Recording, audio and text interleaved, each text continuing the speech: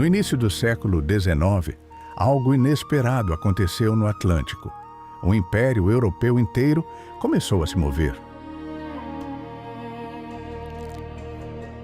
Navios deixaram Lisboa carregando ministros, nobres, arquivos do Estado, obras de arte e bibliotecas inteiras. Era a corte portuguesa. O destino não era outra capital europeia. Era uma colônia. O Rio de Janeiro. 60 mil habitantes, ruas estreitas, nada que lembrasse a sede de um império. Mas, em poucas semanas, tudo mudaria. A presença da corte transformaria o Rio de Janeiro no centro político de Portugal.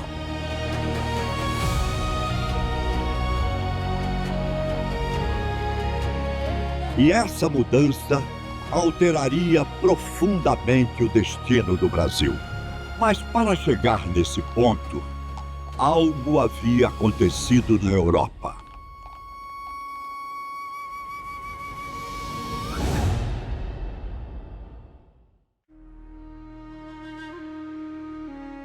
No começo do século XIX, a Europa vivia uma sequência de guerras que parecia não ter fim. Reinos tradicionais estavam sendo derrubados.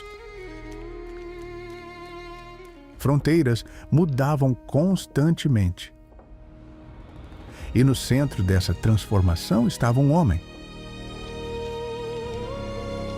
Napoleão Bonaparte. Depois da Revolução Francesa, tema de um vídeo que você também encontra aqui no canal, ele havia se tornado o líder mais poderoso da França. Seu exército era disciplinado, rápido e extremamente eficiente. Em poucos anos, ele derrotou várias potências europeias. Áustria, Prússia, Espanha.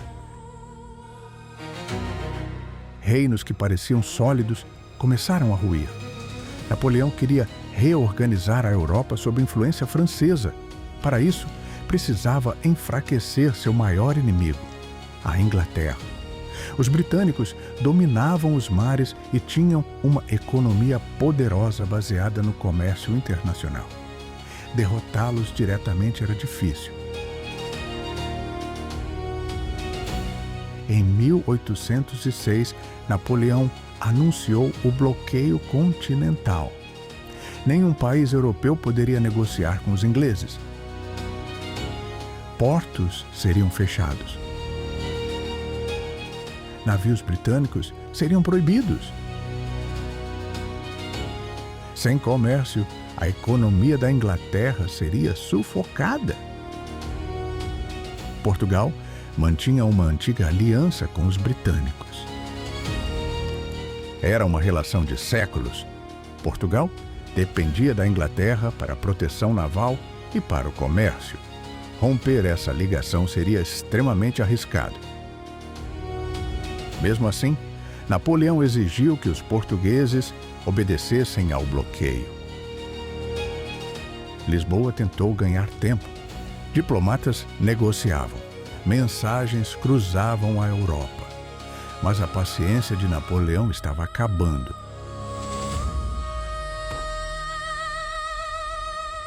Em 1807, tropas francesas começaram a marchar em direção a Portugal.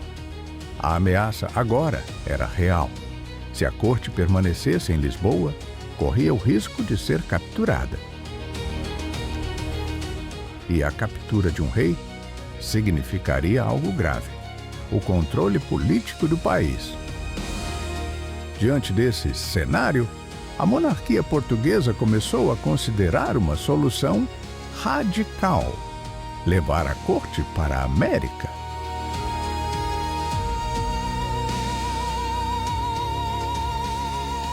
A ideia de transferir a corte para o Brasil não era completamente nova. Portugal possuía um vasto império colonial. E o Brasil era a parte mais rica desse sistema. Ali havia ouro, açúcar, produtos agrícolas e uma população crescente. O reino poderia continuar funcionando de longe, mas colocar esse plano em prática era extremamente complexo. Mesmo assim, quando o exército francês começou a se aproximar de Lisboa, a decisão precisou ser tomada rapidamente. 27 de novembro de 1807, Porto de Lisboa. Caos. 60.000 volumes da Biblioteca Real precisavam ser embarcados em poucos dias. Arquivos do Estado eram empilhados sob chuva. Baús de joias disputavam espaço com documentos oficiais. 15.000 pessoas tentavam embarcar em 36 navios. Famílias nobres brigavam por cabines. Funcionários carregavam caixas, sem saber o conteúdo. Carruagens chegavam sem parar. Criados corriam pelos cais.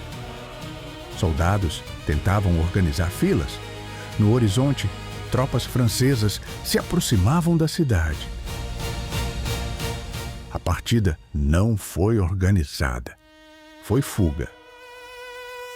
Navios portugueses e britânicos formaram a esquadra que atravessaria o Atlântico. Entre os passageiros estavam ministros, militares, conselheiros e membros da nobreza. A família real embarcou sob proteção da marinha inglesa. O príncipe regente Dom João estava à frente da decisão. A rainha Dona Maria I já não governava por causa de problemas mentais. Cabia a ele conduzir o império naquele momento crítico. Quando os últimos navios deixaram o porto, Lisboa estava prestes a ser ocupada. A corte portuguesa já estava no mar. A travessia do Atlântico levou semanas. Tempestades dispersaram parte da frota. Alguns navios se separaram. A vida a bordo era desconfortável. Cabines pequenas, calor, doenças. Muitos passageiros passaram grande parte da viagem confinados. Depois de quase 2 meses no mar, a frota chegou primeiro a Salvador. Ali, a corte permaneceu por algumas semanas. Mas o centro do governo seria outro, o Rio de Janeiro. Em março de 1808, os navios começaram a entrar na Baía de Guanabara. Para os moradores da cidade, aquela cena era impressionante. Uma esquadra enorme surgia no horizonte. E dela desembarcava o governo inteiro de um império europeu. O problema era que o rio não estava preparado. A cidade era relativamente pequena. Não havia palácios suficientes,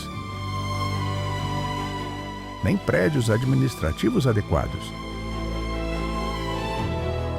Milhares de pessoas precisavam de moradia imediatamente.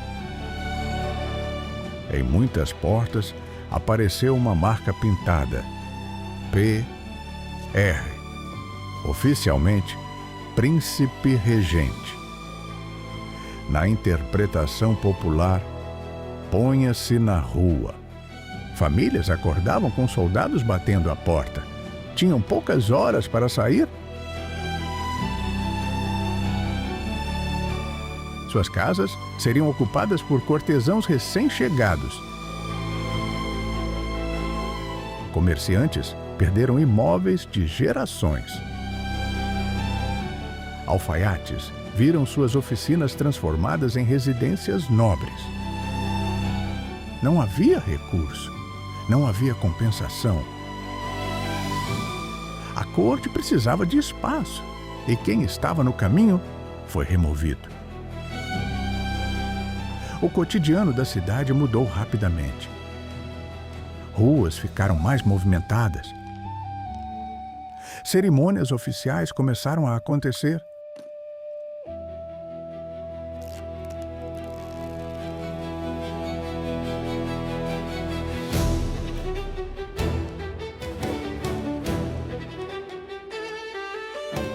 Guardas circulavam com mais frequência. O Rio de Janeiro já não era apenas uma cidade colonial. Agora, era a capital do Império Português.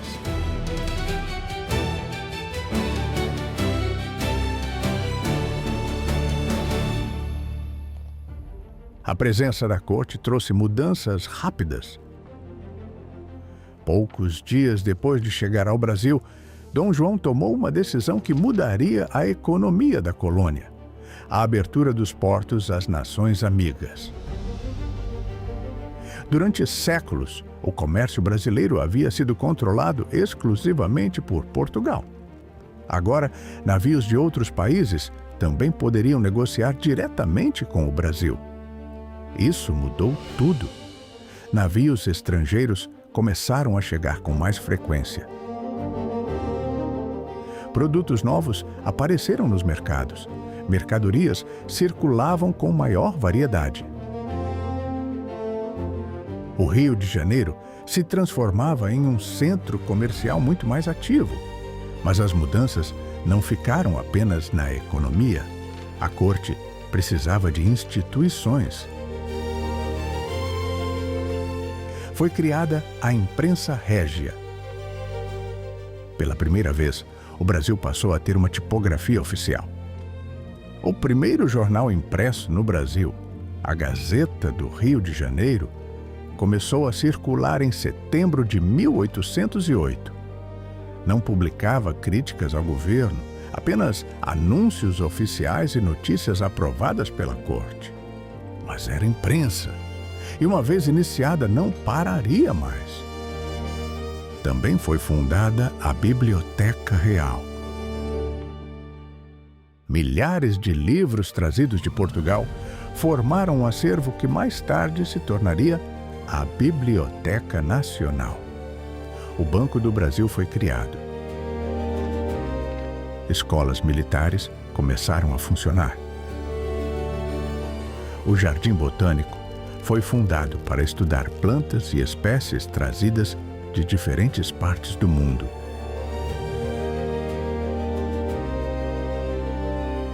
Novos cargos administrativos surgiram. Funcionários passaram a ocupar estruturas que antes simplesmente não existiam. O Brasil deixava de ser apenas um território governado à distância. Agora, decisões importantes eram tomadas ali mesmo, no Rio de Janeiro. A presença da corte portuguesa mudou o rumo da história brasileira. O Rio de Janeiro se transformou. A cidade cresceu. A economia ganhou novas possibilidades. Instituições culturais e administrativas começaram a surgir. Mas as mudanças também trouxeram tensões. Manter a corte era caro.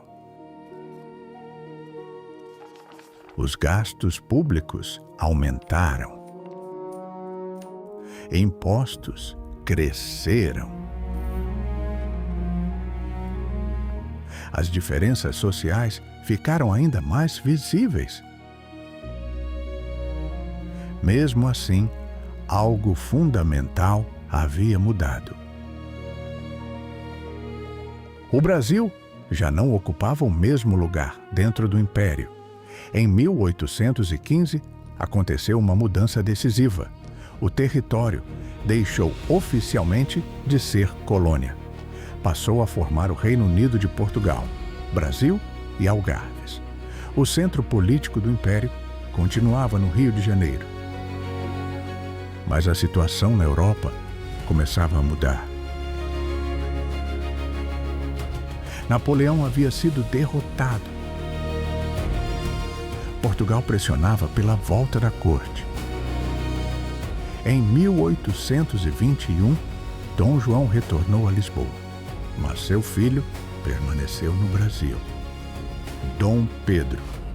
No ano seguinte aconteceria algo que já estava sendo preparado havia algum tempo. Independência ou morte! A independência. A corte chegou em 1808, fugindo de Napoleão. Em 1815, apenas 7 anos depois, o Brasil deixou oficialmente de ser colônia e foi elevado a Reino Unido de Portugal, Brasil e Algarves. Em 1821, Dom João retornou a Lisboa, pressionado pela corte portuguesa. Mas seu filho permaneceu no Rio de Janeiro e no ano seguinte declarou independência. 14 anos separaram a chegada da corte da ruptura final. A transformação começou como fuga temporária. Mas ao fazer do Rio de Janeiro a capital de um império, a corte portuguesa provocou mudanças que não podiam mais ser revertidas. O Brasil deixou de ser colônia não porque planejou a independência desde o início, mas porque a metrópole veio morar nele.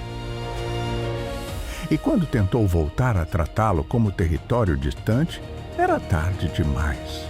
O Rio havia sido capital de império.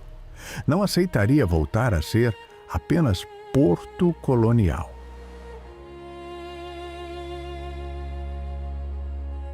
Se você gostou do conteúdo, deixe um like e inscreva-se no canal. Muito obrigado.